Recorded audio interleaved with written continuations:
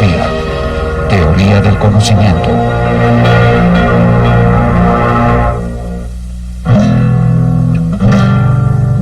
Detente por un momento y piensa en algo que para ti sea cierto, un hecho indiscutible.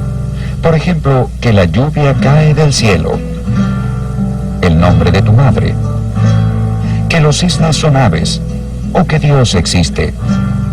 Luego piensa, ¿cómo llegué a conocer estos hechos? ¿Dependo de mis sentidos para confirmar que algo sea cierto? ¿Son estos absolutamente confiables? ¿Dependí de alguien más para obtener esta información? En tal caso, ¿cómo obtuvo la información esa persona? Pregúntate a ti mismo, ¿qué significa realmente saber algo? ¿Cómo puedo saber que lo sé? ¿Cuándo puedo estar completamente seguro de que mis creencias sobre el mundo están bien justificadas? ¿Es lo mismo ver que creer?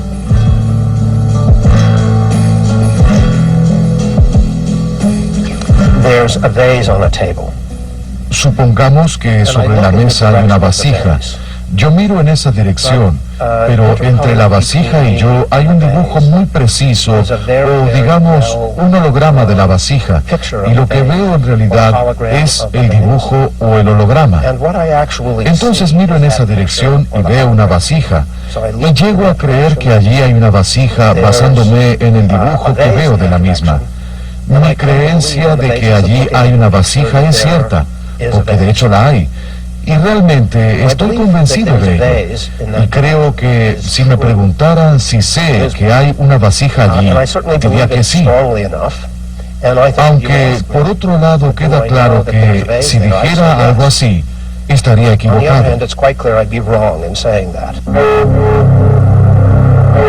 Lo que puede afirmarse de una vasija puede afirmarse prácticamente acerca de cualquier otro aspecto del mundo. El estudio filosófico sobre la naturaleza y el alcance de lo que podemos saber es lo que se conoce como filosofía o teoría del conocimiento.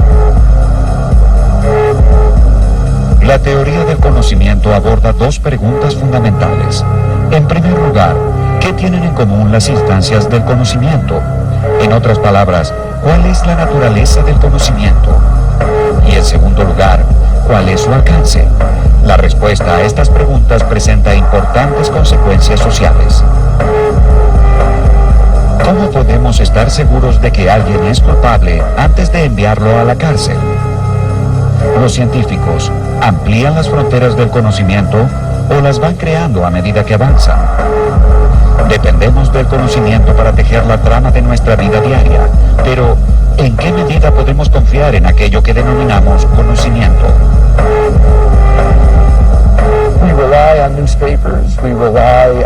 Dependemos de los periódicos, dependemos de la internet, dependemos de todas estas cosas. Pero ¿cómo se organizan y cómo se obtienen las fuentes de información? Como bien sabemos, bajo un régimen totalitarista, las personas están expuestas solamente a fuentes de información pública que fueron previamente aprobadas por los dictadores, que eligen a quienes se encargarán de restringir estas fuentes para satisfacer sus propios fines. La primera pregunta con la que debe enfrentarse la teoría del conocimiento es ¿qué queremos decir cuando afirmamos que sabemos algo? No creo que sea muy extraño decir que el perro distingue o conoce la voz del amo. Solemos decirlo. Creo que podríamos decir que la puerta automática de una tienda sabe que alguien se acerca y por eso se abre. Creo que hasta podríamos decir que un animal puede saber cuándo ha habido otro animal en el lugar por el sentido del olfato. Por otro lado, podríamos decir que Newton conocía la ley de gravedad. Y una de las preguntas que surge es, ¿existe algún concepto común del conocimiento que abarque todos estos casos?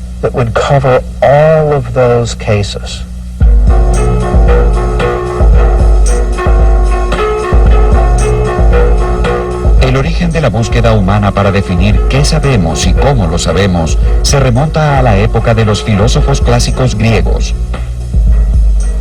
En la República, Platón estudió cómo llevar adelante una buena vida. Y fue esta pregunta aparentemente sencilla la que lo llevó a explorar las bases verdaderas del conocimiento.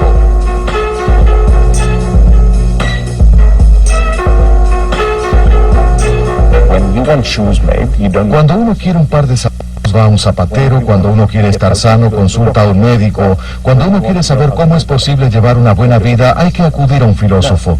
¿Y cómo se funda una ciudad de esa manera? Lo primero que hay que hacer es educar a los niños con ideas, principios y valores correctos, con lo cual es necesario un sistema educativo. Asimismo, se necesita una filosofía de la educación, pero la filosofía de la educación implica una organización social, y a su vez, para que haya una organización social más una filosofía de la educación, es necesario saber qué aprenderán los niños, y para ello es necesaria la teoría del conocimiento. Para enfatizar que lo que sabemos no debe adquirirse de manera accidental, Platón propuso una analogía en la que se compara el conocimiento con la obra de un artista sumamente habilidoso. Dédalo era un escultor que podía hacer estatuas semimágicas que se escapaban cuando uno se acercaba a ellas. Y Platón se pregunta lo siguiente: ¿por qué valoramos tanto al conocimiento? ¿Qué es lo que hace que el conocimiento sea tan valorado, incluso mucho más que la opinión o las creencias? ¿Por qué? Y aquí es donde surge la analogía. El conocimiento es una creencia verdadera afianzada. Deseamos que las estatuas no se escapen, que nuestras creencias no se escapen. Queremos que estén fundadas en algo permanente.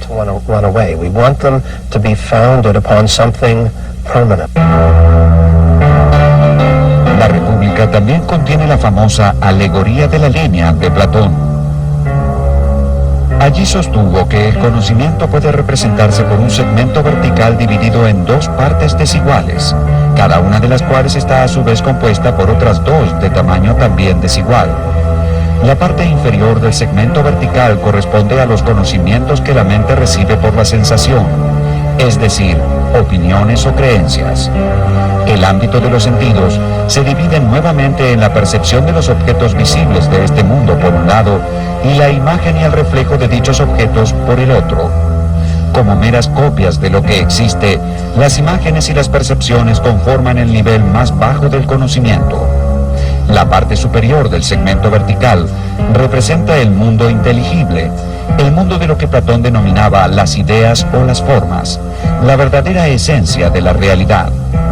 A este mundo no se puede acceder a través de los sentidos, sino solamente por medio de la razón. Aquí se presenta otra división del conocimiento, entre el conocimiento provisorio o incompleto por un lado y el conocimiento completo de las formas por el otro. El episteme, conocimiento verdadero, solo puede producirse en el nivel más alto, donde lo verdadero y lo real son una misma cosa. Entonces, en ese sentido, este mundo es falso, no es un mundo auténtico o genuino. De hecho, mucho de lo que ahora vemos bajo el concepto de verdad versus mentira es lo que Platón tratará bajo las nociones de auténtico versus falso. Y esta es una importante diferencia tanto en el campo de la metafísica como en el de la filosofía del lenguaje y la teoría del conocimiento. En su alegoría de la caverna, Platón ofreció una de las explicaciones más convincentes sobre la relación entre la verdad y la autenticidad. Dijo: imaginemos una caverna en la que hay un grupo de personas atadas de manera tal que no pueden ver qué hay a sus espaldas, es decir, que solo pueden ver la pared del fondo de la caverna. Detrás de ellos hay un muro que los separa de otras personas que están de pie, sosteniendo marionetas por encima del muro. Detrás de estos titiriteros hay un fuego encendido cuya luz se proyecta en la pared del fondo de la caverna. Los prisioneros ven la sombra de los títeres y como es lo único que conocen, piensan que esas sombras son las cosas reales, la esencia del mundo. De hecho, no solo las sombras que ven no son reales, sino que éstas pertenecen a marionetas que tampoco lo son. presente argumento indica que en el alma de cada uno hay el poder de aprender y el órgano para ello. Y que así como el ojo no puede volverse hacia la luz y dejar las tinieblas si no gira todo el cuerpo, del mismo modo hay que volverse desde lo que deviene con toda el alma, hasta que ella llegue a ser capaz de soportar la contemplación de lo que es, y lo más luminoso de lo que es lo que llamamos el bien.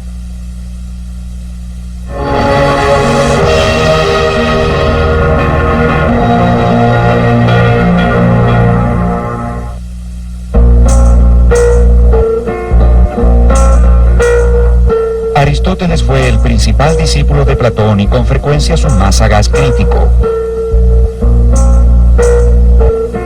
Rechazó la teoría de las ideas o de las formas de Platón, ya que las consideraba meras abstracciones de las cosas reales. Para Aristóteles, los entes individuales y particulares son la única realidad concreta, y el verdadero conocimiento se obtiene a través de la intuición y la experiencia. Conocemos la idea de triángulo por abstracción de las características comunes que observamos en los diversos triángulos que percibimos en nuestra vida cotidiana. Para Aristóteles, lo real, en última instancia, no son las ideas o las formas, sino los individuos.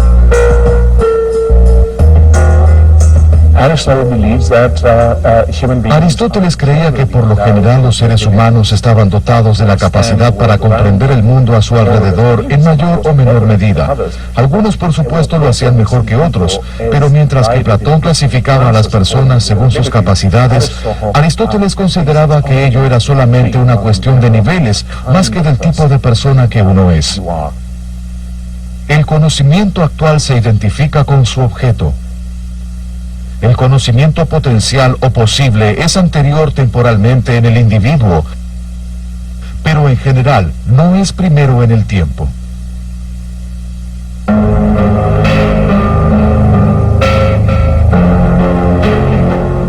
Una característica común de las teorías de Aristóteles y de Platón es que ambas buscan los cimientos sobre los que puede erigirse el conocimiento.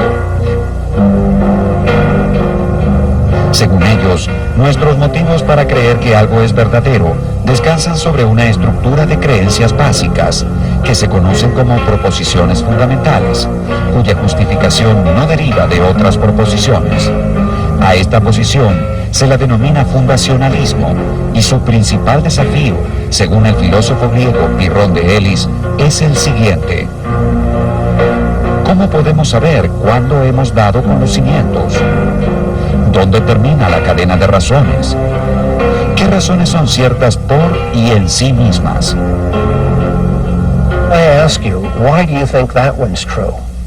Yo te pregunto, ¿por qué piensas que esa proposición es verdadera? Y tú me dices, bueno, no tengo ninguna razón para justificar esa proposición. Y de hecho irás aún más lejos y dirás, no la necesito, ¿no ves que se trata de una proposición fundamental? Y luego el interlocutor puede decir, muy bien, veo que para ti esta proposición es verdadera y no necesitas ninguna razón para ella. Entonces, ¿existe algo en dicha proposición que haga que todas las proposiciones de este tipo sean verdaderas, aunque no haya ninguna razón que las justifique? ¿Algo que nos permita afirmarlas, aunque no tengamos una razón para ello? Es probable que tú digas, bueno, sí, describen mi experiencia sensorial o describen estados mentales a los que tengo acceso, como por ejemplo el dolor. Y lo que un pirroniano hará es preguntarte si tú crees tener acceso infalible a tus estados mentales o a tus sensaciones, y tú podrás responder que sí o que no. Si uno responde que sí, la cadena de razones se detiene. Pero este punto de detención es arbitrario y ya no puede anexarse ningún eslabón subsiguiente. Si uno responde que no, la cadena de razones será ilimitada, en cuyo caso habrá una regresión infinita y su creencia no estará justificada por una proposición fundamental. Si la cadena llegara a cerrarse en forma de círculo, entonces tendríamos un argumento circular. Cualquiera sea el camino elegido, siempre habremos de toparnos con un muro delante. uno se encuentra atrapado en una regresión, y la posición que sostiene que esto es inevitable es el escepticismo. El problema más crítico acerca del conocimiento es encontrar su razón fundamental. ¿O es que no la tiene?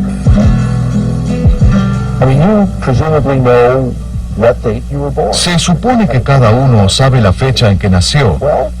Seguramente tú confías en la veracidad de tu fecha de nacimiento.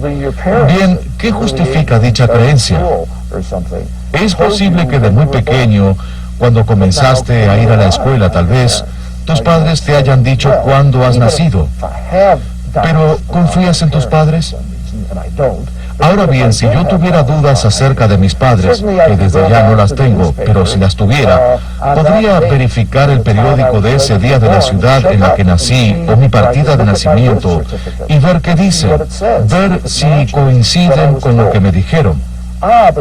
Pero el punto es que aún verificando la partida de nacimiento, uno sigue confiando en otras personas, porque dicha partida fue confeccionada por otras personas, al igual que el periódico.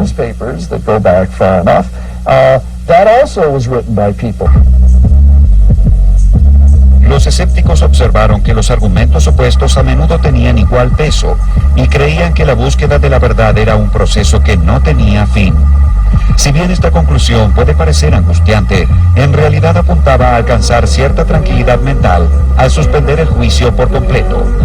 Rechazaron el dogma en todas sus formas, y desde la época de Pirrón, los escépticos consideraron que los sistemas filosóficos levantaban sospechas, ya que sobrepasaban en gran medida los límites de lo que puede llegar a conocerse.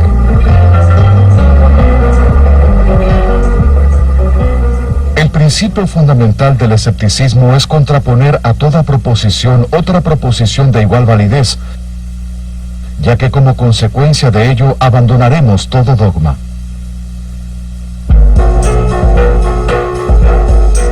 A pesar de la fuerza de sus argumentos, los escépticos no lograron desterrar al fundacionalismo, que aún hoy sigue siendo la posición más aceptada. El fundacionalismo puede adoptar distintas formas, como el empirismo, posición que sostiene que el conocimiento se adquiere a través de los sentidos, o el racionalismo, según el cual algunos tipos de conocimiento son innatos.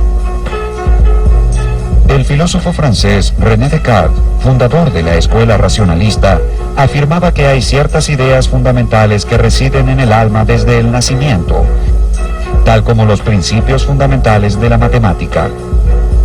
Para Descartes, el mundo comienza con uno mismo.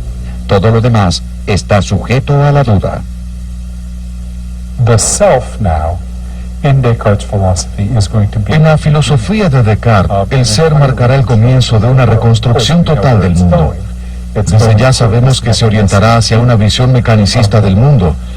Descartes creía que todo podía explicarse en términos del tamaño, la forma y el movimiento, y en términos del alma, que es el propio ser, el punto de partida de la reconstrucción. Por supuesto, desde el punto de vista filosófico, esto representó una revolución muy importante, y Descartes tuvo muchos seguidores.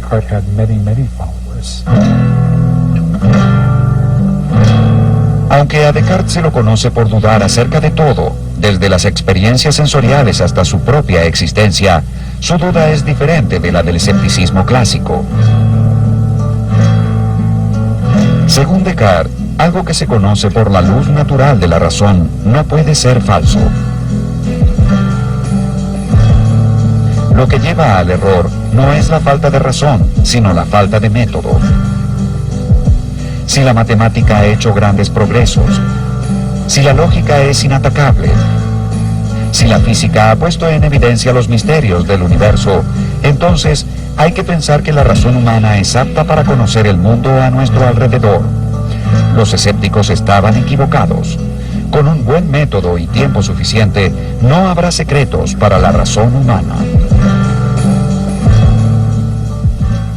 Pero de estas ideas, unas son innatas, otras adventicias y otras hechas por mí.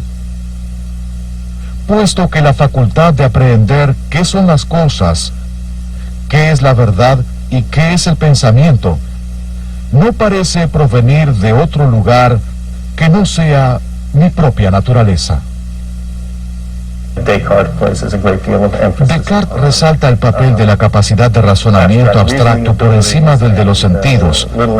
De hecho, subestima el papel de los sentidos, mientras que Francis Bacon y gran cantidad de sus seguidores en Gran Bretaña otorgan mucha más importancia a la función de los sentidos humanos como fuente fundamental de aporte de información, y tratan a la razón como una facultad secundaria que en líneas generales simplemente organiza el material de los sentidos. The senses.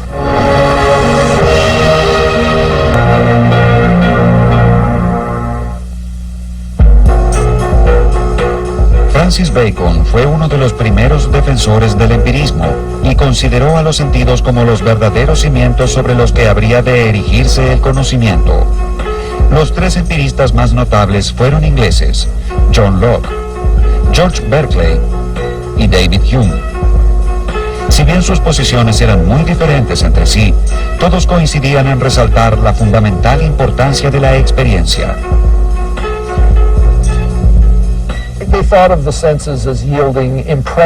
Consideraban que los sentidos producían impresiones o ideas en la mente, lo que nosotros conoceríamos como imágenes visuales. Es decir, que algo se vea de un cierto color y con una cierta forma. Y sostenían que estos datos sensoriales eran estados mentales u objetos que se presentan a la mente y están dentro de ella. John Locke fue un enemigo de la tiranía en todas sus formas y se opuso vehementemente a la noción cartesiana de las ideas innatas. Locke sostuvo que si estas verdades generales, como los principios lógicos y matemáticos, fueran innatos, un niño los conocería por sí mismo y no habría necesidad de enseñárselos. Debido a que las ideas innatas no existen, la mente humana se comporta como un papel en blanco que va adquiriendo contenido a través de la experiencia. Según Locke, una idea es toda representación que podamos tener en la mente. What we have to do is Lo que debemos hacer es trabajar con la experiencia y generalizar desde la experiencia. Y por ello hay cosas que nunca podremos saber, y hay otras que solo podemos conocer de manera imperfecta, en la medida en que la experiencia nos las muestre. Obsérvese a un niño desde su nacimiento y se verá cómo con el paso del tiempo, la mente se despierta más y más por los sentidos. Piensa más a medida que posee más materia para pensar. Si se pregunta cuándo un hombre empieza a tener ideas, creo que la verdadera respuesta es cuando tiene la primera sensación. El clérigo irlandés George Berkeley fue el siguiente gran empirista inglés. Al igual que Locke y Hume, Berkeley depositó su confianza en la experiencia sensorial.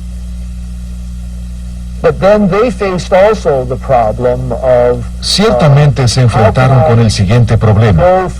¿Cómo puedo pasar de lo que está dentro de la mente a lo que se encuentra fuera de ella, en el mundo físico?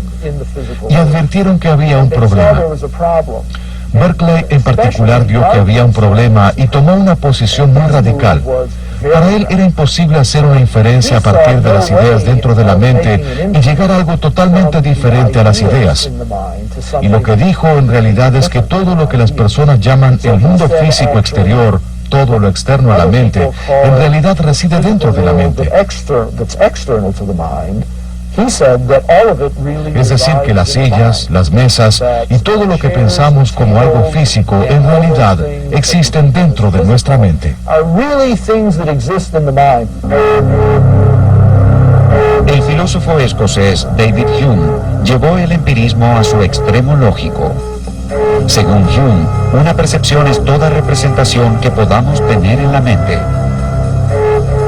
Hay dos tipos de percepciones: las impresiones, que son fuertes y nítidas, y las ideas, que son copias débiles de las impresiones. Por ejemplo, ver el color rojo es una impresión, recordarlo o imaginarlo es una idea. Toda impresión deja una idea como huella, y toda idea se origina en último término en una impresión. So one kind of impression are sensations. And Hume would take those to be basic. Las sensaciones son un tipo de impresión y Hume dirá que estas son And once básicas. you've done so, you can't. Una vez que uno encuentra el origen de una justificación en una impresión, no es posible avanzar más, y entonces se ha completado este tipo de regresión, con lo cual volvemos a la proposición fundamental. Según Hume, hay otro tipo de impresiones, no impresiones del mundo exterior, sino de mi propio estado. Por ejemplo, siento dolor o estoy feliz. Esas cosas son impresiones internas, de mi ser, por así decirlo, impresiones de la mente en sí. Y entonces, nuevamente, es posible encontrar el origen de las justificaciones en impresiones de este tipo. Y entonces, no tiene sentido continuar avanzando. Hume dirá, no es posible seguir avanzando. Hume escribió, la mente es una especie de teatro en el que distintas percepciones se presentan de forma sucesiva. Hume creía que las impresiones pueden ser simples o complejas. Un color, por ejemplo, es una impresión simple, pero un objeto tal como una manzana genera una impresión compleja porque incluye, aparte del color, otras dimensiones de la experiencia, como el tamaño, el gusto y demás. Una idea también puede ser simple o compleja. Muchas ideas complejas no se originan en la experiencia, sino que son el resultado de combinar en nuestra imaginación ideas simples o complejas que sí provienen de la experiencia. Hume llamó asociación a la actividad de relacionar ideas en la mente. La asociación puede ser de tres tipos: por semejanza, por contigüidad y por causalidad. Hablamos de semejanza cuando vemos el retrato de una persona y pensamos en la persona retratada. Decimos contigüidad cuando desde una ventana vemos un techo y suponemos que allí debajo hay una casa. Finalmente, la causalidad se refiere a nuestra expectativa de que ciertos hechos sean siempre seguidos por otros.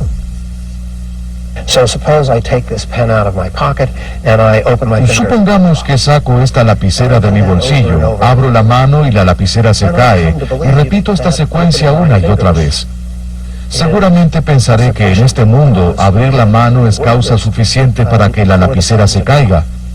Y por lo tanto habré de creer no solo que la lapicera cayó en el pasado, sino que lo hará también en el futuro. Un seguidor de Hume preguntaría, ¿es posible que la lapicera no se caiga? ¿Pueden imaginar que la lapicera no se caiga? Yo diría que sí, que puedo imaginar que no se caiga, con lo cual, que la lapicera caiga no es algo a priori.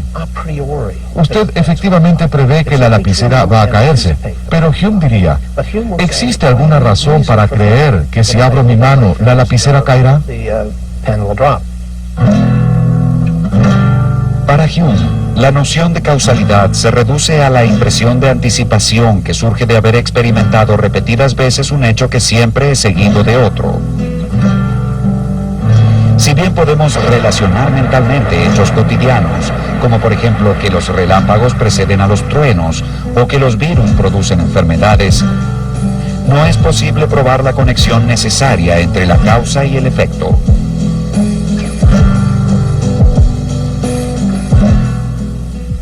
Cuando miramos los objetos externos en torno nuestro y examinamos el modo de operar de las causas, nunca podemos descubrir ninguna fuerza o conexión necesaria, ninguna cualidad que vincule el efecto con la causa y haga que el efecto sea una consecuencia inevitable de la causa.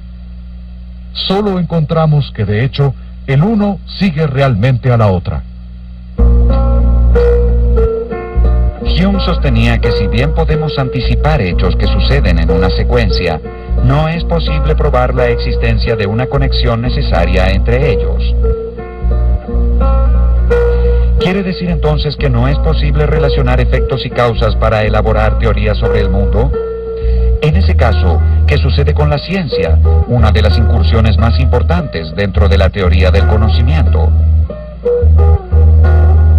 La tarea de conciliar el escepticismo de Hume con la subjetividad de Descartes y de hecho hacer que el mundo sea nuevamente un lugar seguro para el conocimiento fue asumida por el modesto filósofo prusiano Immanuel Kant. Según Kant, todos compartimos ciertas estructuras para comprender el mundo, que son reales en cuanto existen dentro del contexto de nuestra mente.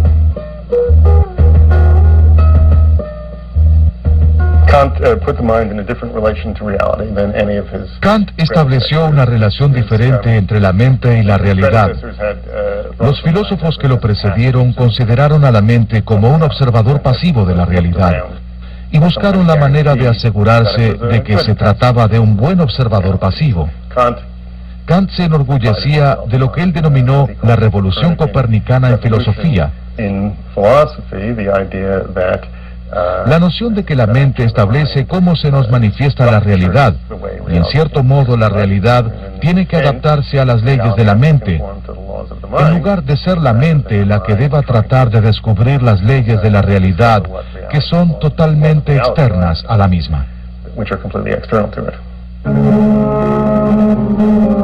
A diferencia de Hume, para Kant el conocimiento científico de la naturaleza es universal y necesario, no simplemente probable. Pero se trata de una universalidad y una necesidad dentro del mundo de los fenómenos. No importa si existe o no en el mundo en sí, ya que no podemos conocer más allá de lo que está en nuestra mente. Sucede que para cierto tipo de conocimiento, la razón humana se ve asediada por preguntas que no puede rechazar, pues provienen de la naturaleza misma de la razón, pero que tampoco puede responder, ya que superan toda la capacidad de la razón humana.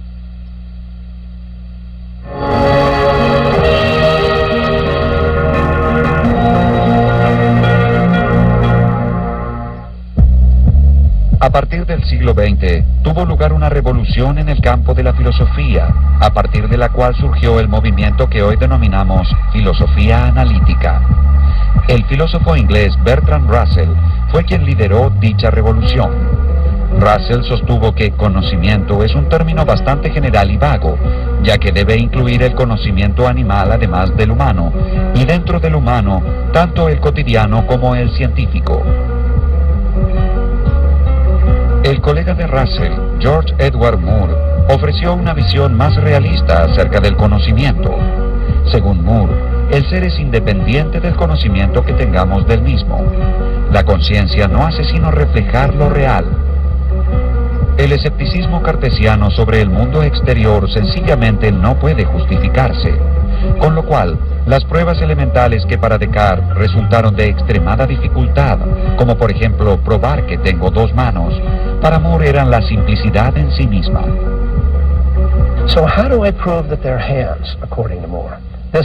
Entonces, ¿cómo haría Moore para probar que tengo dos manos?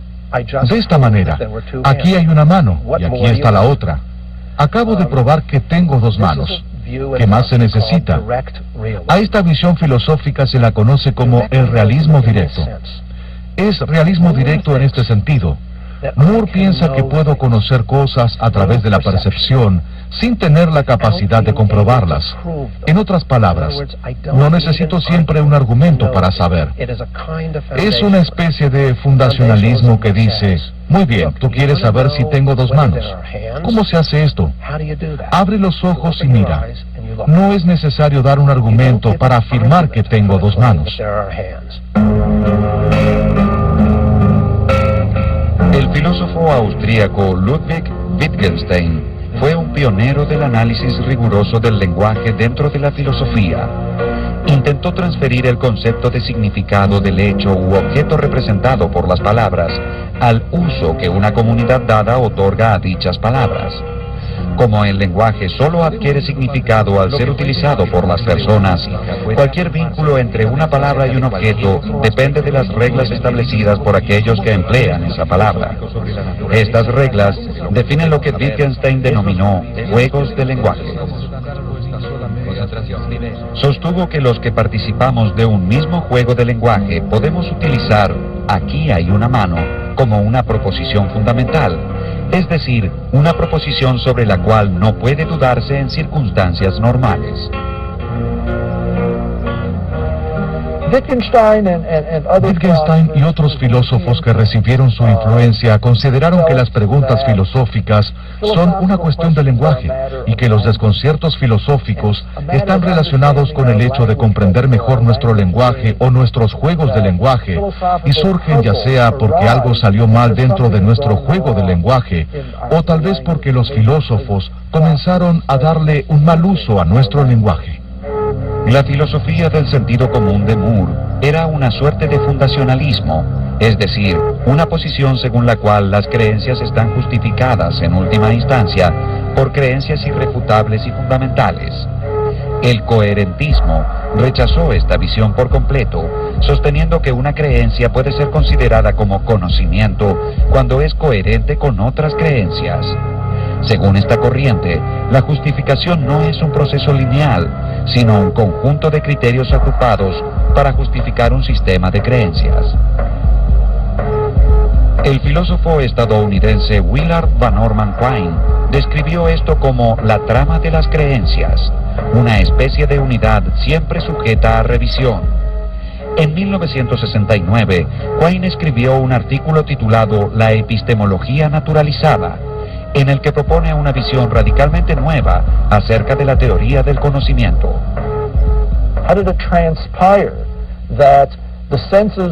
¿Cómo fue que los sentidos se vieron atacados por ondas de luz y de sonido y en última instancia estas mismas personas que fueron atacadas por la luz y el sonido formularon diversas afirmaciones con las que elaboraron teorías científicas?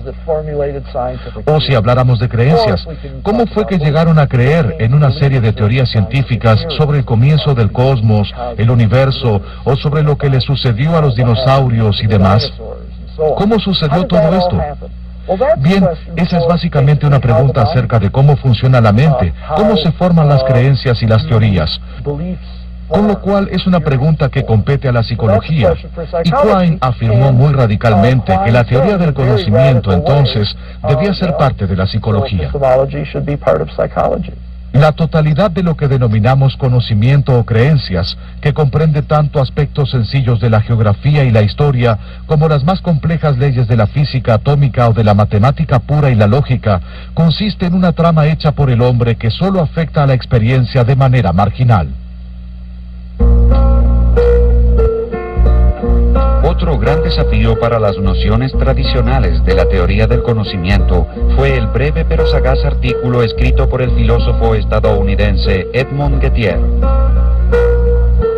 En él se abordó la idea de la creencia justificada con el siguiente argumento.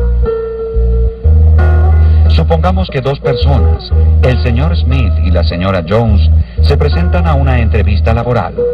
Están afuera de la oficina del jefe sentados uno al lado del otro, y mientras esperan, Smith ve como Jones cuenta las monedas que saca de su bolsillo. Tiene 10 monedas. La señora Jones entra a la oficina para tener su entrevista, y en ese momento, el jefe sale y le habla al señor Smith. Le dice que la señora Jones es una vieja amiga de la familia y que por supuesto ella se quedará con el puesto de trabajo. El señor Smith queda muy desilusionado y murmura desconsoladamente para sí. La persona a quien le darán el puesto de trabajo tiene 10 monedas en su bolsillo. Pero supongamos que el jefe hubiese estado bromeando y que en realidad era al señor Smith a quien iban a darle el trabajo. Y supongamos que, sin Smith saberlo, él también tuviera 10 monedas en su bolsillo. Si bien es evidente que la afirmación de Smith, la persona a quien le darán el puesto de trabajo tiene 10 monedas en su bolsillo, es cierta, queda claro también que Smith no sabe que es cierta. Entonces, el señor Smith tenía una creencia justificada y verdadera, pero no conocimiento. Según Gettier, la conclusión inevitable es que el conocimiento debe ser algo más que una creencia justificada y verdadera. Después de Gettier, los filósofos trataron de encontrar una nueva visión del conocimiento. Tradicionalmente, se había adoptado la visión internalista de que lo necesario para proveer una justificación se encontraba disponible para la conciencia. Si bien Descartes y Locke diferían en diversos aspectos, ambos eran internalistas, en tanto que para ellos la justificación se relacionaba con estados internos de conocimiento consciente. El externalismo, en cambio, se relacionaba con los factores externos de una persona. Una de las teorías externalistas que surgieron después de Gettier fue la teoría causal del conocimiento. I propose the rather radical way. Propuse una solución bastante radical al problema, y no solo para el problema de Gettier. Se la consideró radical por ciertas diferencias en el enfoque que propuse y porque era popular en su momento. Propuse la teoría causal del conocimiento. La idea a grandes rasgos es la siguiente. Si la creencia en tu mente está causalmente conectada de un modo correcto con los hechos que hacen que dicha creencia sea verdadera, entonces puede decirse que tienes conocimiento sobre ello. Pero si no está conectada adecuadamente, entonces no puede decirse que tengas ningún conocimiento sobre ello. Supongamos que estoy conduciendo por el campo con mi hijo y señalo diferentes cosas. Allí hay una vaca, un silo, una granja y un granero. Y tú sabes que estas son cosas comunes y corrientes y que lo que señalé es efectivamente una vaca, un caballo, una granja, un granero y demás. Perfecto. Pero supongamos que aunque ese granero que señalé sea un granero viejo, común y corriente, sin yo saberlo, en dicha localidad hay muchas, pero muchas otras cosas que se parecen a graneros, pero son solamente fachadas de papel maché. Y si uno se acercara más, vería que no son graneros de verdad, sino meras fachadas de papel maché, que desde la ruta se ven como graneros.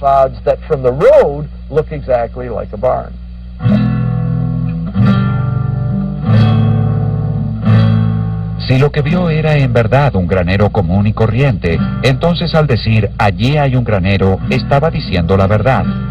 Y al no saber que en este distrito sucedía algo peculiar, su creencia estaba justificada. No obstante, en este distrito no es suficiente mirar por la ventana para saber que hay un granero. En estas circunstancias tan especiales, mirar por la ventana es una manera poco confiable para elaborar una creencia sobre los graneros que se ubican en el campo.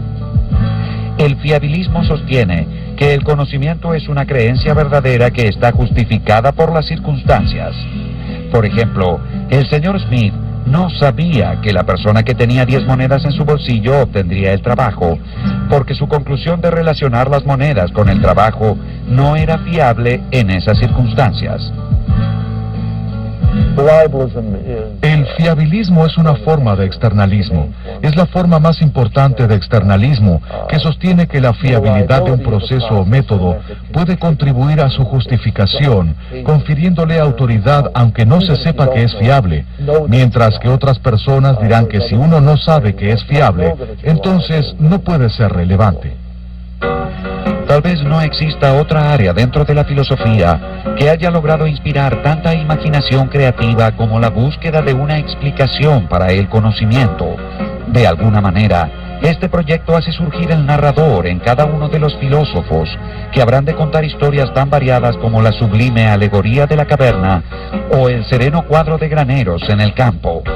Y sin embargo, la teoría del conocimiento también debe enfrentarse con el poderoso legado del escepticismo. Con todas las historias relatadas y las teorías propuestas, debemos preguntarnos, ¿qué sabemos ahora sobre el conocimiento que no se supiera ya en los tiempos de la Grecia antigua? Como escribió Sófocles, ¿cuán terrible puede ser el conocimiento de la verdad cuando la misma es inevitable?